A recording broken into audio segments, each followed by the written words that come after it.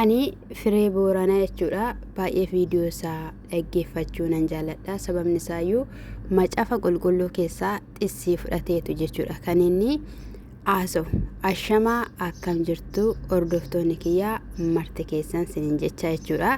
Egaa samuuna darbee irratti jechuudha yaada mataa isaatii kennachaa kan ture yoo ta'u, yeroo isa dhaggeeffadhu garuu jechuudha baay'ee tokko nama ajaa'iba. Maalidha? Namoonni baay'een Abrahaam irratti akka hojjetame yookiin immoo abilii sanarra waa akka jiru dubbachaadha jechuudha.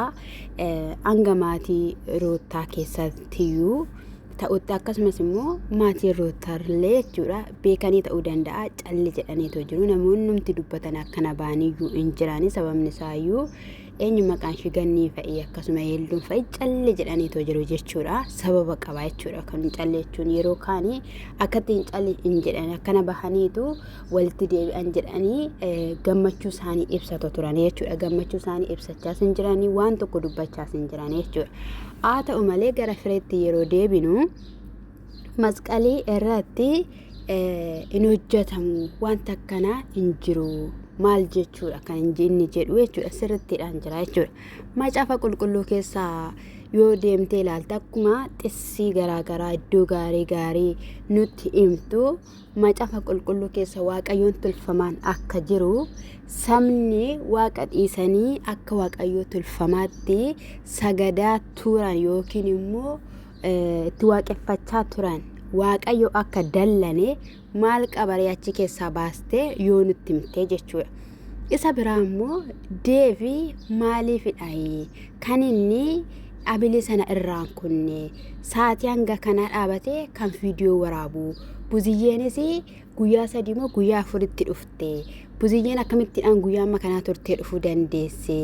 Kan ati jettu immoo buziyyeen barbaadaa akka turte, bilbilaa fi akka turte, bilbila akka hin kaasne, gaafa gara manaa deemte mana akka hin jirre, akka ishii dhossaa turanii. Kaani ishiin dubbachaa turte. Dubbachaan turre dubbachaa turteetti. Aarteen turre aartee turteetti. Ifa waan ishiin goote nagarree isa sarraa maaliif hin dubbattu? Siras isa sarraa maaliif hin dubbattu? Inni biraas immoo gaafa ermeellaa jechuudha dhaqee ifaan haala sanadhaan jechuudha sana hunduma irratti raawwachaa ture. Hanga sanatti ishii wanni ta'aa ture sosobaa ture akka waan kan isaa godhachuudhaaf ka'eetti isarraa maaliif hin hojjanne? Waa'ee isaa maaliif hin haasofne? Maaliif hin dubbanne? Isa maaliif dhiisteetu akkana deebitee gaafa Ruutaa bicha maaliif dubbatta? Dubbatteetta tana dhimma namummaatiif dubbachuu qabda, dhugaa jirtuuf dubbachuu qabda jechuudha. Eenyuyyuu Ruutaa fi Abrahaam akka adda ba'an hin barbaanne turre. Dubbachaa turre, hojjechaa turre. Bakka har'ammoo ta'uu dideetu akka isaan viidiyoo fidanitti kan dhaloonni hundumtiyyuu irraa dubbachaatoo jiran. Sinii galeera. Kanaaf maleessaayi Ruutaan osoo karaa sirrii, karaa bareedaa abbaa manaashii sossobdee akkasumas immoo ermeellaadhaan illee bahe jireenya koo keessaa inni anaaf hin taane siif hin ta'u osoo jette baay'ee bareeda.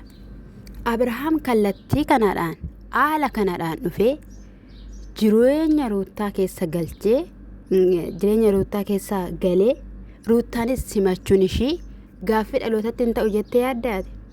Gaaffii kaleessa immoo deefineessa turte kan jettu deebisaan araarsuudhaaf hin teenye jaarsummaa abbaan Abrahaam hin teenye obboloonni Ruutaa hin teenye akka waan namni waan tokko gooneetti har'a bichaa dhufanii abiliin kun irraa cituu qaba kan jedhanii fi maaf gaaffisitti ta'e yookiin immoo maaliif akka waan Ruutaa xureessuudhaaf dhufanitti ati yaaddee jechuudha.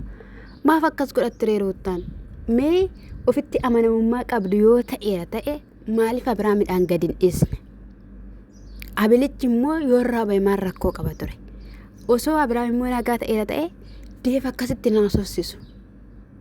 Abrahaam akkoo baay'ee nama kabajaa. Ermeellaan akkatti hin gatu ture. Abrahaam waan tokko nama dallansisee yookiin immoo nama ifatee sisee ba'uu qabu miti. Gaafa Abeelii fi buraa biraa fagaadhu Abrahaamii isaantu mana kee diiguudhaaf karaa qabaa jedhanii har'aan kaastee gaafa jedhanii obboloonni tokko itti karoorfachaa yookiin immoo itti maa turanii akkattiidhaan miti. Namoota waan baay'ee keessatti na wajjiniin ta'anidha. Wanti hundumtiyyuu suuta keessadha malee saayii guyyaa tokkodhaanis nam barbaachiftan jechuun hin danda'amu jenne. Ermeellaa immoo jechuudha haala biraankiitiin iyyuu ishiin baay'ee minamna inni jennaan jechuudha haala ishiin akkas taate deebisee na gaddisiistee ofitti qabe nagarre. Abiraam karaa qaba yaada qaba. Sababni isaayyuu akkatti namarraa sossobee adda namarraa bahu ni beeka. Kuni Abiraam miti. Kuni jinniidha. Kuni jinniidha guutumaan guututti jechuudha. Hin shaffaniin ani beekaa deebi'uudhaaf akkas ta'eetu jira. Allamma Abiraam keessa jiru isaaf ta'eera. Inni dammoo Ermeellaan achi dhaquu ishii baay'ee si gubee jechuudha. Baay'ee tokko si waa bagadhatte maali jennaan jireenya ishiifis bakka jireenya eegaleera wajjinidhaan. Ermeellaan akkasumattidhaanii san hunduma wajjin hin dabarsitee calluma jettee Abiraam naan dhiiste jechuun hin danda'amu. Hin danda'amu. Isa dhugaa. Ifaan maaliif akkasitti falmaaf ree? Ifaan immoo eessa jirtaa asitti galtaa minamna gaafa deeb jedhuun lakkani mana kiyyaa achi biraan bahu. Biraa hin bahu biraa hin socho'u. Wajjiniin bula. Wajjiniin taa'a. Garbicha waan ta'e mana isaa keessatti qaxarateera yookiin immoo galfateera. Kanaaf iyyuu ifaanii Abiraam biraa fagaateera ta'eera taanaanii hin sodaatu. Akkasuma immoo Ruutaanii maaltu ishii lolchiise? Ermeellaan dhaquu ishii akka wantichi jalaa kufu. Akka wantichi jalaa duubatti deebi'u waan beektuuf akkasittiin roqumaa turte jechuudha. Mee baasu maal fidda kan jechaanii turte. Ani immoo sittin himaa gaaffii qaba waan ta'eef mee irraa baasiitii guyyaa 2-3 kan ishiin jechaanii turte jechuudha. Abiraamii amartiin kun irraa baay'eedhaaf nagaatti deebi'aa osoo hin taane gara tsabalaa gara kadhataa deemuuf hin barbaachisaadha jechuudha. Sini galeera miti barbaachisaadha. Kanaaf immoo kun nama shakkisiisa. Maaliif dida akka daa'ima maaliif gateetti darbata? In baasu kennaa kenname. Baasuu Ruutaa maaliif Ruutaa gaafata? Ruutaa maaliif harka dugda duubatti naannessite harkasa tokkoon dugda duubaan qabdi harkasa tokkoon immoo fuulduraan qabdi jechuudha. Abiraam irra ciisaa ture Ruutaarra. Dhaabbachuu hin danda'u. Dhaqee gadi taa'a. Mee kana dhaamee namni nagaan namni sammuu qabu kana dhaettanii yaaddu. Tooftaadha kunii kan itti Ruutaatti deebi'u dhaettanii jechuudha.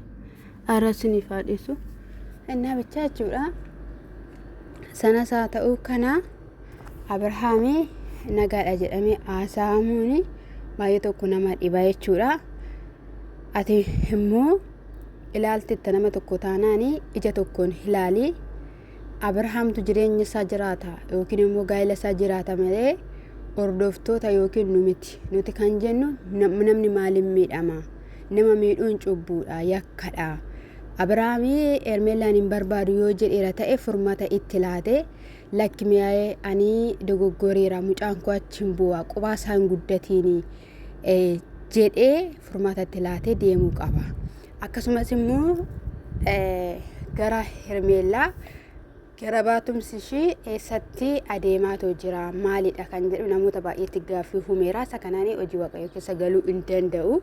Kan waliin arginu ni ta'a jechuudha.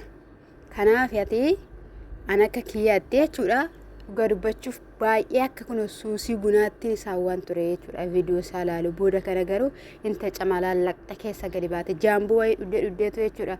Galgala dhuftee hojjettamu maalidha si jammar jechuudha.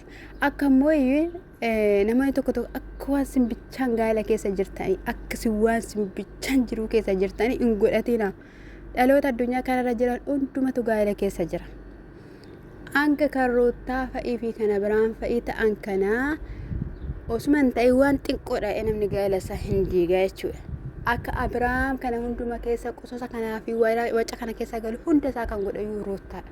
Ruutaan osoo cal jettee akka dubartiitti jechuudha zimmi jettee amma ta'e tokko sossobdee ofitti qabdee hin beetti waan isaaf ishii gidduutti uumame. Wanti kun dirqama abbummaa barbaachisa. Ani qobaa koo miti osoo jetteetti ta'ee jechuudha. Abiraam harka ishii keessa ture. Harka ishii keessa ture jechuudha. Ishiitu harka ishii keessaa baasee harka ishii keessaa lafatti gadi buuse jechuudha. Kanammoo maa gochuun hin danda'amu. Wallaalummaa ishiitti jechuudha. Isa kanadha anama guutumaan guututti ani ruuttaas nan jaalladha Abraamis Ermeellaas annama kamiyyuu nan jaalladha nama wanti nuti hin jibbuuf iyyuu hin jiru garuu hojii nama sanaa nan jibba waliin dha'iinsa nama sanaa nan jibba ruuttaan immoo maagineetii taatee kan itti qabatamaa turteef Abraam akkasitti dhanarraan bahin kan jechaa tureef jechuudha waatu jira dhibba waatu jira amantanis amanuu baattanis jechuudha in argitu immoo jechuudha deebisaa jechuudha sitattis immoo Ermeellaanis Abraam faanaan ta'uu qaba Abraam bukkee ta'uu qaba isa faana itti miti jiruun keeyyuu si yaaddessuu qaba Abraam faana maaf amma taatee miti namni rakkina keessatti yoo nama faana ta'e baay'ee bareedaadha dhugaa namni yeroo rakkinaati si jammar yeroo gammachuuf nu gammachuudha garuu ati jiruu kee boruuf jireenya kee boruudhaaf dhaabbattee furmaatatti laachuu qabda Abraam har'an dhufi afayyeera taanaan har'an dhufa garaa kee taanaan boruun deema taanaan ulfaataadha wanti kun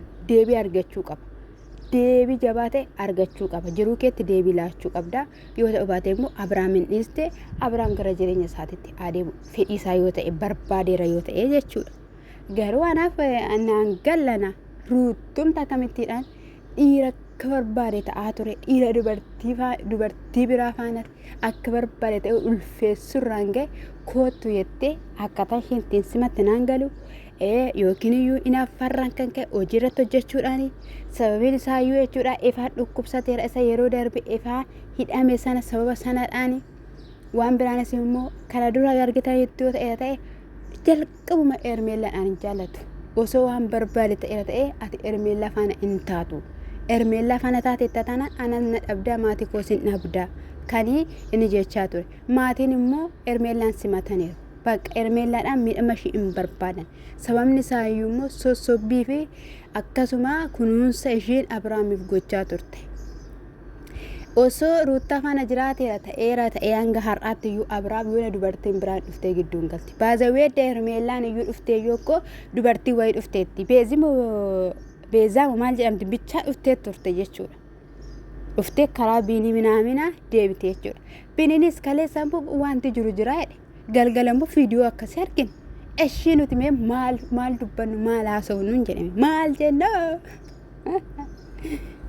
kan hundumaa caalu garuu fayyina Abraamidha inni tokkoffaa inni calliqqabaa jechuudha waaqayyo isaa fayyisu garuu wanti isin beekuu qabdan jechuudha elaa digimtii yookiin immoo xonqolaan jechuudha sirritti hin jira sirritti biyya Arabaa keessa gola Arabaa keessa jechuudha fakkeenyaaf Iriyaanan wajjin hojjedhu jechuudha akkanan biyya Arabaa keessaan baay'ee akkanan nama hin taane akkan gaalatti hin galle jechuudha gochuu hin dandeessu isa dhugaan siniin jedhame namoonni baay'een jechuudha gaafa biyya Arabaati galanii gara tsabalaa deeman gara waaldaa deeman jechuudha liflif godheen lafa dhugaan siniin jedhe ani baazawee gaafa biyya Arabaati jalqabaa irraa galu jechuudha biyya Kaatar irraa galu waggaa kana jechuudha dhukkubsadheen galanii baay'een gar'aatti iyyuu jechuudha qormaata sana qaba garuu waan namittiin sun irratti hojjette hunda nagaan kooyyuu akka hin galle yoon sunitti muu barbaade nagaan kooyyuu akka hin galle akkananii akka sareetti jechuudha midira badaa keessatti gatame akka hin barbaade biyya sana keessa akka hin baane madaamiin koo biyya Kaatar narratti hojjettee turte jechuudha isa dhugaan siniin jedhe narratti dimdimmi goote kanaaf iyyuu ana garuu afuru sun iyyuu narraa bahe isa dhugaa kanaaf siniin jechaa jirani dhugaa sinitti